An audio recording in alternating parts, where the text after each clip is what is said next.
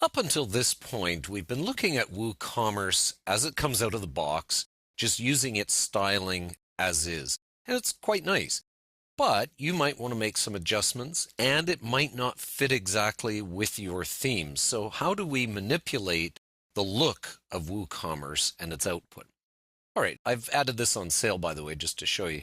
This is an example of a product page as is. Now we can go over to settings here under General, and we can go down below, and we've got WooCommerce CSS styles enabled. Okay, that's the default. Let's take these off just for a moment and show you what happens. We go back over to here and we refresh. Okay, so now we've taken off the basic styling.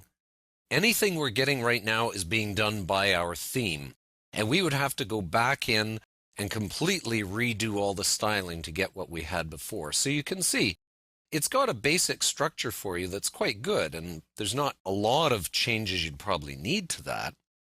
However, when we go back here, you will notice there are some things, like for example, these buttons are a little bit too big for our particular theme, and we'll deal with that in a moment.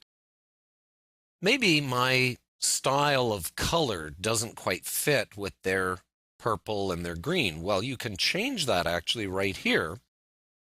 Let's make these buttons. I'm just going to copy this code. You can enter code directly if you want, if you know hexadecimal codes. I'm just going to copy that so we've got it. But let's change this to an orange button, and we can adjust the brightness of it there. Perfect. So let's save our changes, and you'll see that instantly we have ourselves an orange button. Okay. Now I just want to put that back because I copied the code. Watch, I can just paste it back in. Save changes, back I go. So just in case you weren't sure what you wanted to do, you could revert back to the purple quite easily. Okay, so you can change things like this color of the sail. You can change the color of some of these tabs and the text here. All of that is changed through here, and they give little explanations when you mouse over. Always have to hit the center of these question marks to get it just right. Buttons and tabs, highlights like price labels and sales flashes, things like that. So there's a little bit of control over that. Now, the next level of control you have over it is using your own style sheet. So for example, here, these buttons are just too big for my narrow sidebar here. So what I do is I go and I inspect my element, and again, I'm using Firebug here for Firefox, but every browser has a version of this. And I go and I find out what this is. Well, let's see, checkout and button, those are two separate classes there. So I go over here and I see what's controlling it, and I can experiment here. Let's try reducing the font here. I'm going to put it down to 10 pixels. Now that resizes the buttons quite nicely for me to give my narrow sidebar more room here to show both buttons. But notice though that I've changed this button as well, and I might not want to do that. So what I would have to do is I would find the targeting. For instance, these buttons on the right are in a div called secondary. So I could target just these buttons under secondary and leave this one large. You'd have to know what you're doing with CSS, but it's quite possible to do it. And a lot of this can be done right in your style sheet. Now keep in mind, if you're using a theme that can be updated automatically, for example, you'd want to make a child theme and make these changes in there because your theme's going to overwrite them, right, when you update. So always make sure you've got something that isn't going to get overwritten later on. The simple way to do that is through your theme. Now, in Jigoshop, as you may remember, we could actually put in our own style sheet in a folder called Jigoshop. You can't do that with WooCommerce. You can't just set up a WooCommerce folder in your theme and put in a style sheet in there. That can't be done. So you've got to make sure you do your own child theme or whatever it takes to make sure your theme doesn't overwrite the changes you're trying to make to WooCommerce.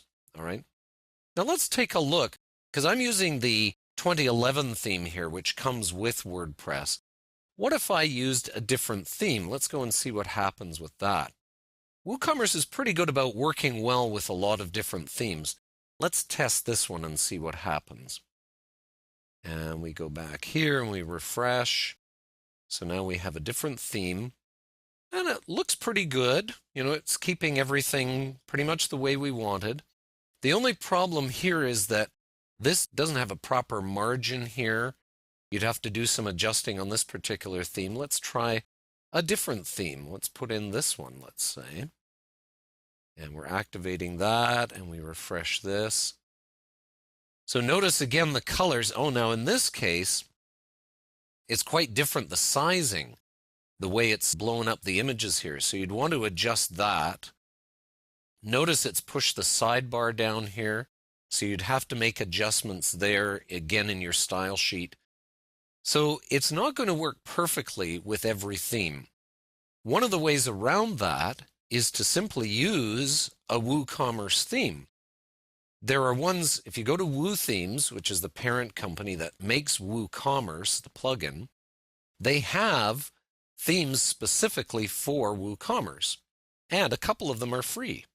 So that's kind of cool. You could go in, make some adjustments to this free theme to make the styling the way you want it, but it's built already to properly show WooCommerce.